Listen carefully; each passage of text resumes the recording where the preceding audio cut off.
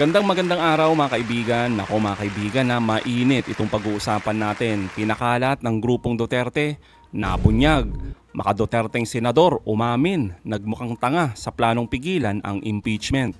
President Marcos sinunog ang yabang ni Baste. At Senator Coco hinarang ang plano ni Bato at Escudero. At matapang na attorney winarningan na po ang grupong Escudero. Nako, abangan nyo po yan. Matapos iurong ni Escudero at ang nakakasukang plano ni Tolentino na i-dismiss ang impeachment, bagay na di sinang-ayunan ni Senator Coco at Risa, abay binulgar naman ngayon ni Senator Lacson ang lumulutang na draft reso kung saan lumilikom ng pirma sa mga senador para i-dismiss na ang impeachment ni BP Sara. At matapang na attorney, binigyan ng matinding ultimatum ang mga kabalbalan na ginagawa ng mga senador na humaharang sa impeachment trial, lalong-lalo na itong si Escudero. Samantala, Malacanang hinarap na ang yabang ni Baste Duterte matapos ang matinding paninira sa ating Pangulong Marcos at kay General Torre. Yan ang pag-uusapan natin. Pero bagong lahat, pakilike po muna ang ating video, pakishare na din at subscribe na po kayo sa ating channel. Unahin na po muna natin ito ha. Diba yung sinasabi po o yung binunyag ni Senator Lacson patungkol sa kumakalat na draft preso? So eto mga kaibigan, yung palusot malala ni Escudero at ni Bato. Sa draft resolution na kumalat sa Senado, ipinapabasura ang impeachment complaint laban kay Vice President Sara Duterte nang hindi dumaraan sa paglilitis. Nakasaad dito na dahil hindi pwedeng tumawid sa susunod na 20th Congress ang impeachment trial ng bise at wala ng oras ang kasalukuyang Senado para talakayin ng articles of impeachment dahil pa-adjourn na sila ngayong June 13, dahil na rin sa timing ng pag-transmit ng Kamara sa kanilang impeachment complaint, dapat ideklara ng Senado ang de facto dismissal ng impeachment case laban kay Duterte. Walang pirma at pangalan ng may akda, pero may ilang senador na nagkumpirma merong tumatrabaho ng dismissal ng impeachment complaint sa pamamagitan ng botohan. Si Senador Bato de la Rosa, na kilalang kaalyado ng mga Duterte, patay mali siya nung una. Pero nang lumaon, inamin niyang siya ang nasa likod ng pinapaikot na draft resolution. Akala nyo, iwas ako na. Iwas ako kung saan galingan ha. Akala nyo. Pero ilan po so far yung nabigyan nyo na? Ng printed.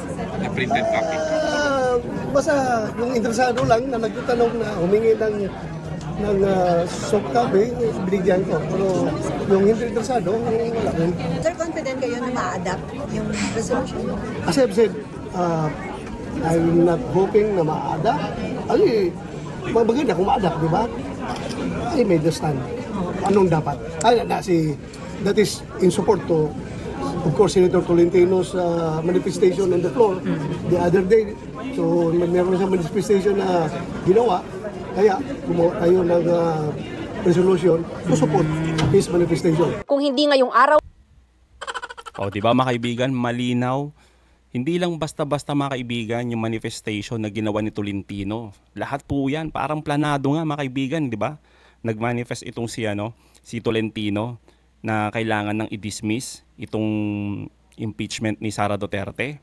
Pero hinarang agad yan ni Senator Coco. Eto ngayon mga kaibigan, eto ngayon yung ginagawa ni Bato, di ba? In support sa ginagawa ngayon ni Tolentino. sa susunod na linggo daw ito ihahain ni De La Rosa. Ang sabi naman ni Senate President Chis Escudero, mere scrap of paper unless may mag-file niyan, unless may mag-author niyan, unless pagdebatihan yan, at unless pagbotohan yan. nabasa na rin daw ni Senador Amy Marcos ang mga draft resolution at humihiling siya ng caucus o pribadong usapan ng lahat ng senador. Kapag i-final ang resolusyon at dinala sa plenaryo, pagbobotohan ito ng mga senador kung tatanggapin o hindi. Pero pwede nga bang ma-dismiss ang isang impeachment complaint sa pamamagitan lamang ng isang simpleng resolusyon at ng walang paglilitis? Nauna nang sinabi ni Escudero sa anumang mosyon, masusunod ang kagustuhan ng mayorya na 13 o higit pang senador. Kung may question sa kahihinatnan nito, pwede itong iakyat sa Korte Suprema. Gayunpaman, nanindigan ng ilang senador na kailangang dinggin ng Senado ang impeachment case na mandato ng saligang batas. I expected something like that because the elephant in the room is very simple. You want to be able to do your constitutional duty. Okay, I'll make it very clear. Walang choice ang Senado. Walang choice ang Senado. We have to carry out our constitutional duty. Pagdidiin din ni Senador J.V. Ejercito, tungkulin ng Senado na mag-convene bilang impeachment court at ipagpatuloy ang paglilitis. Ito raw ang kanilang sinumpaang tungkulin. Pero kung lumusot man ang resolusyon para i-dismiss ang articles of impeachment laban kay Duterte, may nagsasabing pwede rin magbotohan ulit ang mga senador sa papasok na 20th Congress. Hanggat walang inaaprubahang resolusyon ang plenaryo, tuloy ang schedule nilang simulan ang impeachment proceedings sa June 11. Malinaw mga kaibigan kung ano talaga yung gusto ni Escudero dito. Kaya nga hindi maiwasan ng taong bayan na mag-isip na ang lahat ng ginagawa ni Escudero ay delaying tactics mga kaibigan. Bakit ba gustong-gusto mo, Escudero, ng voting system, di ba? Samantalang sinasabi na nga ng mga legal expert, even nga si Cayetano, di ba mga kaibigan, nakilalang Maka Duterte, sinasabi niya na wala tayong magagawa kundi sundin yung obligasyon natin. Ituloy ang impeachment. Kailangan mag-proceed yan. Dapat nga noon pa di ba? Pero inantala ni Escudero, dribble pa naman yung impeachment na yan ng 4 na buwan. Pero ngayon ang sasabihin niya, kailangan pagbotohan. At kung ano yung nakakarami na desisyon, yun ang masusunod. Kaya ito mga kaibigan dahil sa pinipilit ng grupo ni Escudero at Duterte na pigilan ang impeachment, abay hetong sagot ni Senator Coco. At isa sa magandang punto dito ni Senator Coco Pimentel mga kaibigan, yung kalendaryo ni Escudero. Eto mga kaibigan, pakinggan nyo to. Yung nakita ko kasi digital copy na pinapadala ng mga media practitioners via Viber, sa format pa lang medyo hindi maganda pagka-format, tapos merong quotation doon ng supposed to be ng isang constitutional provision mali pa. So sabi ko most likely fake ito, di naman magkakamali ng gano'n ang tunay na Senate staffer. Mga kaibigan yung sinasabi ni Senator Coco dito, malamang hindi pa niya alam nung ini-interview siya dito, na may pakana ng lahat ng ito ay si Bato. Pero sabi nga ni Senator Coco, nung una, hindi siya makapaniwala Kasi parang mali-mali naman yung pagkakagawa ng draft reso na to. Parang hindi Senator Secretary, tapos hindi binabasa ng isang senador. Pero malinaw mga kaibigan inamin naman ni Bato na galing sa kanila. Grabe, no? Sa bagay mga kaibigan, ano pang ini-expect natin? Galing kay Bato Pero anong posisyon ninyo, Senator Coco? Kasi sabi ng mga kababayan natin, mga ordinaryong tao, pwede ba yun? I-dismiss na lang nila, wala man lang paglilitis, tapos magsasabi sila na wala ng oras. Anong posisyon mo doon? Dapat ba talagang may trial o paano ba? Dapat may trial kasi nga, ang sabi nga ng Constitution, pagka kumilos ang House of Representatives and more than 1/3 ang pumirma ng articles of impeachment at pinadala na ito sa Senado, sabi, the trial by the Senate shall forthwith proceed. Okay. So, naka-identify sino ang maglilitis by the Senate. A trial by the Senate. Shall. Pag ginamitan ka kasi ng shall, mandato yan Tama. Tapos dinikit pa yung shall sa forthwith. So, pinapakita sa iyo yung urgency. Napakahalagang bagay nito. Kailangan mapatayo ka na. Kung nakaupo ka man, mapatayo ka. Shall forthwith. So, bigyan mo to ng 100% ang attention mo. Yan ang mga, kapag kinumbinasyon na yung mga salita, may shall na, may forthwith. Yung shall, mandato. Yung forthwith, urgency, mahalaga. Kailangan aksyonan agad. So, yun. So, di ba mga kaibigan, abogado din naman tong si Escudero. Nakakahiya naman, Escudero, Senate President ka, di ba? Tinuturuan ka na ng leksyon ng isang minority leader, ni Senator Coco Pimentel. Mahiya ka naman. Tulad nga ng sabi natin mga kaibigan, mas magaling ka pa, mas marunong ka pa, Escudero, sa 1987 Constitution? Di ba, mga kaibigan? Kakaiba talaga to Harap-harapan talagang pinagloloko tayo nito ni Escudero, mga kaibigan. Tindi nito. At ano yung kailangan aksyonan agad? Trial. Kaya ulitin ko ulit yung entry, yung phrase, trial by the Senate shall forthwith proceed. Actually, by the way, sinuportahan ka ni Attorney Christian Munsod. Sabi niya, tama yung position mo na pwede talagang tumawid, mali daw si Tolentino. Pwede talagang tumawid. Sabi ko nga, explain mo na. Kaya tingnan mo kung papansinin ko ninyo, doon napupunta yung usapan. Kasi magmula noong Pebrero na hindi tayo pinagbigyan na mag-trial ng mas maaga o umpisahan ang impeachment ng mas maaga, nung pinalabas ni Senate President yung kanyang initial impeachment calendar na June 2 na yung babasahin daw yung articles of impeachment sa June 2, alam ko na yun, alam ko na doon sa original calendar ni Senate President, aabot na sa 20th Congress yung trial. Kaya nga sa sarili niyang original calendar, June 2 daw babasahin yung articles of impeachment, June 3 ikukonvene ang court, July na yung presentation of witnesses and evidence. So, aminado, kaya nga sabi ko, si Senate President, noong Pebrero pa, paglabas niya ng impeachment calendar niya, aminado na siya na sa mata niya at sa isip niya, pwedeng tumawid. Kasi yung kalendaryo yung hinanda niya, tumawid eh. So, kung sakasakali lang, mayorya nga ng senador ay pumirma doon sa isa sa mga draft resolutions na nakita po natin, anong gagawin po ninyo? Ibig sabihin, technically dismissed yung impeachment complaint laban sa Vice President?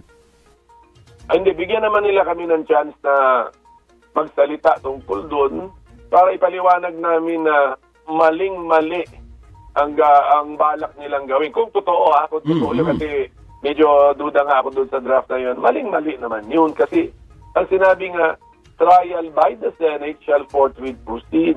Kailangan marinig ang ebidensya laban doon sa impeached official. At bakit sinulat yan sa Constitution? Kasi alam ng Constitution na pag meron ng in-impeach ang House of Representatives, mabigat na development yun kasi representatives of the people din ang mga congressmen eh. Ang House of Representatives, tao rin yan, taong bayan din yan ang nagsasalita. Therefore, kailangan marinig ng taong bayan bakit ginawa ito ng kanilang mga representatives. Ano ba ang ebidensya? Tapos, ang ini-impeach ay isang high-ranking government official. Kailangan naman, in fairness to the impeached official, kailangan din, bigyan natin siya ng pagkakataon mag-present din ng kanyang counter-evidence o yung version niya, yung theory of the case niya, i-present din niya, bigyan din siya ng chance, and that chance is in the trial. Malinaw naman mga kaibigan, no? Yung mga sinabi dito ni Senator Coco Pimentel. Unang-una dito mga kaibigan na talagang hindi ko talaga ito papalagpasin. Yung kalendaryo talaga ni Escudero. Totoo yan mga kaibigan eh. Sa umpisa pa lang, nung February pa lang, nung gumawa ng schedule itong si Escudero, na June 2, tapos June 3 magko-convene, tapos July na yung presentation ng mga witnesses patungkol nga dito sa impeachment.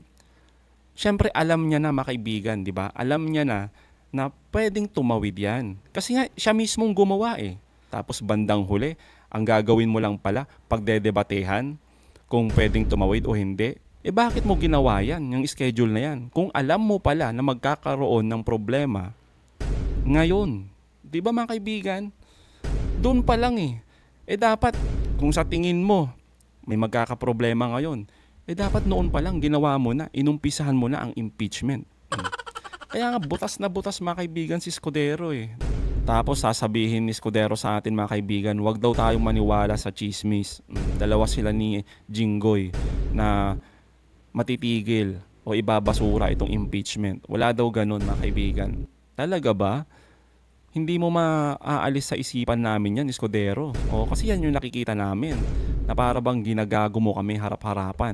Kayo ng grupo mo. Sige nga, bakit ayaw mong ituloy yung impeachment? Bakit pa kailangan pang pag-usapan at pagdebatehan? Tapos sasabihin mo kung ano yung majority, yun yung masusunod. Talaga ba kahit hindi nakasulat yan sa rules? Di ba mga kaibigan? Kaya naman, isang matapang na abogado mga kaibigan, winarningan itong grupo ni Escudero. Lalong-lalo na itong si Cheese mga kaibigan. Pakinggan natin ito, si Attorney Dino De Leon. Matindi ito mga kaibigan. Bago pa yung political motivation mo to maintain your office, bago pa yung political motivation mo for higher office in the future, isipin mo muna yung trabaho mo under the Constitution, yung sinumpaan mo, di ba? You will uphold and defend the Constitution. That is part of your sworn oath as a Senate President, no? At kung may aspirasyon pa siya for higher office in the future, I'd like to call on the public.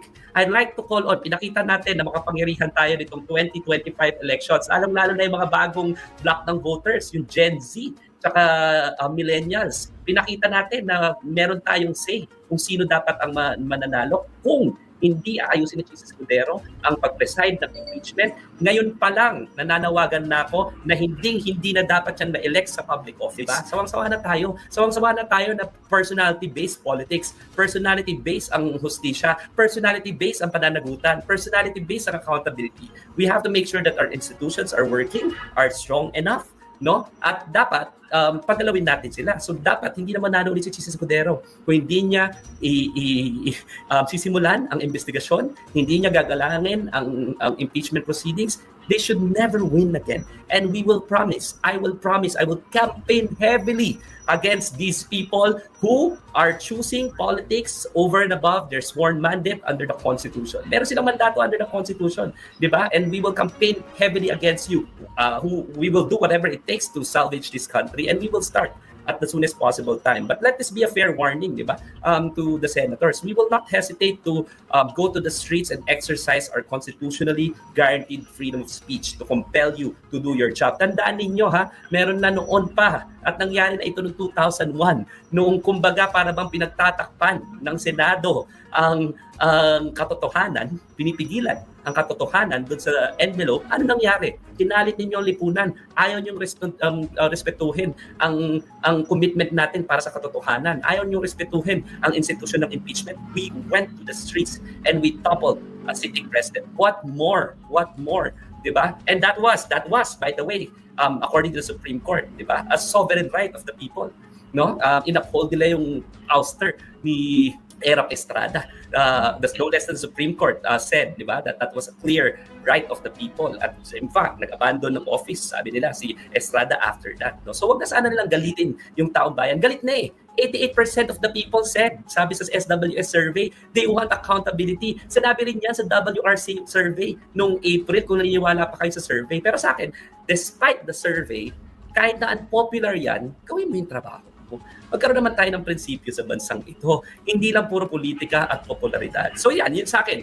We will go to the streets. We need to go to the streets. We need to compel our senators, and we will campaign heavily against you. Hindi namin kayo patatawarin. Tama mga kaibigan. Huwag hintayin talaga ng grupong Escudero na ganun yung mangyari mga kaibigan. Ang maniningil sa kanila ay ang taong bayan. Hindi na sila nadala mga kaibigan nung panahon na talagang pinagtatakpan yung kabulastugan ng mga leader natin. Anong nangyari? Diba? Pumutok ang EDSA 2. At naging successful po mga kaibigan ng taong bayan na patalsikin ang isang kurap na opisyal. Pero nakakalungkot, nakabalik. Nahalal pa nga eh. Diba? Nakakalungkot lang. Kaya nga mga kaibigan, ngayon pa lang, suportahan na natin itong sinasabi ni Atty. De Leon, yung panawagan niya.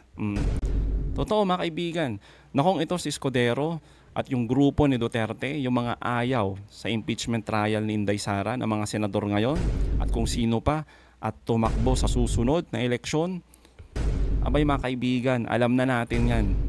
Huwag nating suportahan at iboto tong mga to. Sabay-sabay natin silang iligwak. At talaga mga kaibigan, ipapaalala natin sa taong bayan kung ano yung mga pinaggagawa ng mga to. Itong ginagawa nila ngayon mga kaibigan na minamaliit yung kapangyarihan ng taong bayan. Porket sila yung nasa pwesto ngayon at may kapangyarihan na gaguhin, babuyin, no? O imaniobra para lang pagtakpan yung kabalbalan ng kanilang amo. Abay makikita nila mga kaibigan. At mga kababayan yung EDSA 2 mga kaibigan, hindi po yan pagpapakita ng kaguluhan. Hindi po yan pagtatawag ng kaguluhan. Yan po ay pagtatawag ng sabay-sabay na isigaw ang karapatan natin. Karapatan ng taong bayan na makita kung ano man yung mga ebidensya na yan at ituloy ang impeachment ni Sara Duterte. Di ba mga kaibigan, ganun lang dapat eh. Pwede mong batikusin ang gobyerno sa tamang paraan. Pero wag naman yung magtatawag ka ng kaguluhan. Iba po yun. Pero yung itong panapanawagan ni Atty. Dino De Leon, mga kaibigan, ito ay isang sigaw na pagsama-sama natin para isigaw yung karapatan ng taong bayan na malaman ang katotohanan. Kasi mga kaibigan, totoo naman eh. Pera ng taong bayan yan eh. Yung problema dyan di ba? Yung aligasyon patungkol dito sa ating Vice Presidente. Kaya dapat lang at may karapatan ng taong bayan na malaman Saan mo nga ba ginasta, Sara? Kaya ikaw, Escudero, umpisahan mo na itong impeachment. Oh, 'di ba? Para matuwa naman kami. Hindi tulad nito. Oh, hindi tulad nito mga kaibigan. Yan, ni Baste, kung ano-ano naman pinagsasabi sa ating Pangulo at kay General Torre. Ito, pakinggan nyo mga kaibigan. Gaya umano ng pangakong 20 pesos na bigas sa mga Pilipino. Puro propaganda lamang ang administrasyon ni Pangulong Ferdinand Marcos Jr. ayon kay Davao City Mayor Baste Duterte. Tinawag din ng alkalde ang Pangulo na sinungaling sa hangarin nitong pakikipagsundo sa mga Duterte. He's a liar. He's a liar. He lies so much. Puro kasinungalingan yung tao na yan. And ang style kasi ng administrasyon na yan, press release. Sa pagkakaintindi ko, gusto niya na may reconciliation pero walang condition, meaning walang terms, di ba? Kainin na yung reconciliation niya. Wala yan. He's been lying since he became president. Ayon kay Mayor Baste, ang resulta ng katatapos lamang ng midterm elections ay patunay ng kahinaan ng Pangulo. Nakita natin yan ngayon sa midterm elections na talagang mahina siya. Mayabang pa, magsabi ng 12-0, 12-0. Talo ang mga kandidato niya.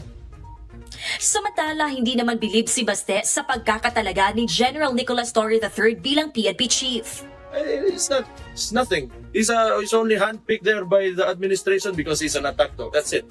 Nothing more than that. If it was based on merit, ganito sana yon. Sana legal lahat na nangyari. Bigay na yan sa kanya, PNP niya. No one is impressed. Ibang klase din itong si Baste, mga kaibigan, no? Sabi niya sa ating Pangulo, mayabang daw. So anong tawag sa'yo? The way ka magsalita. Anong tawag dyan? Di ba mayabang dyan? Tapos mga kaibigan, sabi niya, mahina daw ang Pangulong Marcos. Pagklase din, no? Tandaan natin mga kaibigan na panahon ni Pangulong Marcos nahuli, di ba? At dinala si Duterte sa The Hague. Mahina ba yan? Kaya naman mga kaibigan, narito yung matinding buwelta ng Malacanang sa mga patutsada ni Baste. Yusek, magandang hapon. Yusek, may we have your palace's reaction lang po dun sa mga naging statement ni Mayor Baste. Una, he called President Bongbong Marcos as a liar. Sabi niya, press release lang daw yung sinasabi ni PBBM na reconciliation. And pangalawa, sinabi rin po niya, he is weak. Nakita daw natin yan sa midterm na talagang mahina siya, mayabang pa. Magsabi ng 12-0, natalo naman daw yung mga kandidato niya. Yun po muna, ma'am. Marami pa ba? Sige, hintayin ko yung iba pa niya mga sinabi. Unang-una, pinapansin pa ba si Mayor Baste Duterte sa kanyang mga sinasabi? Can we expect any nice word from him for the President? Expected na ganyan ang kanyang magiging reaction. Unang-una, patungkol sa liar, sino ba talaga ang liar? Ito ba'y patungkol sa sinasabing reconciliation? Sana po, napakinggan niya mabuti kung ano ang bawat salitang nanggaling sa Pangulo. Tinanong po siya ni Mr. Anthony Taberna kung open ba siya for reconciliation. If I'm not mistaken, that's the word. Open. Right? Not offer. So malaki po ang pagkakaiba ng open for reconciliation at nag-o-offer ng reconciliation. Bilang ama ng bansa, tatanungin siya kung siya ba ay open for reconciliation sa mga Duterte at sa ibang mga taong maaaring nag-o-oppose sa mga polisiya niya. Ano po ba ang dapat tugunan, ang maging tugon ng isang ama ng bansa? Dapat lang, opo, open siya for reconciliation. Sino ba ang matinong leader ang hindi open for reconciliation? Sa ngayon, alam niyo naman po siguro kung sino yung hindi open for reconciliation. Alam natin yan mga kaibigan kung sino itong mga binabanggit ni Attorney Claire, di ba? Ito yung mga palautos ang lakas mag-demand mga kaibigan na gusto makipagbati. Basta iuwi si Duterte. Kilala nyo na yan mga kaibigan, di ba? Si Bato, si Bongo. At sinabi rin po ng Pangulo na hindi lamang po mga Duterte, bakit lagi po kasi sa kanila lamang nakatuon. Sinabi po, maliwanag, uulitin po natin, open for reconciliation ang Pangulo sa mga Duterte at sa lahat ng tao na maaaring oposisyon or may oposisyon sa kanya mga polisiya. Dahil gusto niya po na makapagtrabaho na maayos, magkaroon ng stability ang gobyerno para matugunan ang lahat ng pangangailangan ng taong bayan. So wala akong nagsisinungaling dito. So maaari lamang po na itong si Mayor Baste ay hindi niya naintindihan ang pahiwatig ng Pangulo patungkol sa rekonselyasyon, o siya ay napapaligiran ng mga fake news peddlers na kung ano-ano ang sinasabi sa kanyang mga idea. So nakakaawa po yung ganun. Sir, one last on other issues. Naglabas po kasi ng statement si Mayor Baste Duterte saying na 3 ranggo ang tinalunan ninyo because it's not a merit-based promotion, and he even called you an attack dog. What do you want to tell Mayor Baste? I just respect his decision and I respect his opinion. And rewind lang ng konti sa termino naman ng tatay niya kung sino unang chief PNP. Okay? So anong rango ng unang chief PNP at anong rango ko bago ako naging chief PNP. So it really goes back to him really. Seriously speaking, it goes back to him. Okay? The first chief PNP of his father is a 1-star na naging automatic 4-star. Did he ask that? Did he question that? Totoo naman mga kaibigan. Sa mga hindi po nakakaalam, yung sinasabi po dito ni General Torre ay walang iba kundi ang kagalang-galang natin at napakagaling at napakasipag at walang kabayas-bayas na si Senator Bato de la Rosa, mga kaibigan. Yan. Siya po yan, yung 1-star tapos biglang naging PNP chief. Diba mga kaibigan? Siya po yun sa panahon ni Duterte. Sige nga ho, ang tanong natin, si Bato de la Rosa ba nung panahon ni Digong, 'di ba? 1-star, ano ba yung nagawa niya? Sa tingin nyo, sige nga ho, na naalala ninyo kung kilala nyo si Bato nung mga panahon na yan, 'di ba? Tapos bigla na lang naging PNP chief. Anong merit ang meron? Anong mga achievement niya na nagawa niya para sa bansa? Sige nga ho. 'Di ba mga kaibigan, tulad nga ng sinasabi natin, lahat ng sinabi at mga patutsada ni Mayor Baste ay parang bumabalik lang din sa kanila. Nagbabounce lang din, di ba? Eh di mas nakakahiya yun mga kaibigan. Kaya naman mga kaibigan, na bago tayo magtapos dito, napakaganda po kasi nitong sinabi ni former Senator Laila de Lima na ngayon po ay Congresswoman. Eto po. Sana lang mga kaibigan, no, magsilbi talaga na warning ito. Yung mga sinasabi nila Attorney Dino, itong mga pahayag nila Congresswoman Laila de Lima, sa mga politiko natin na sobrang ambisyoso talaga, na ang iniisip lang ang kanilang pwesto, kapangyarihan, at syempre para proteksyonan yung mga iisang pamilya, para pagtakpan yung mga kabalostugan nila. Di ba mga kaibigan? Magsilbi sana itong warning. Nagkaroon tayo ng EDSA 2 at yun sana yung maging lesson ng lahat mga kaibigan. So mga kababayan, anong masasabi nyo patungkol dito? Comment down below. Again mga kaibigan, huwag niyong kalimutan, i-like at i-share itong mga videos. Hanggang sa muli, kita-kita ulit tayo mga kaibigan.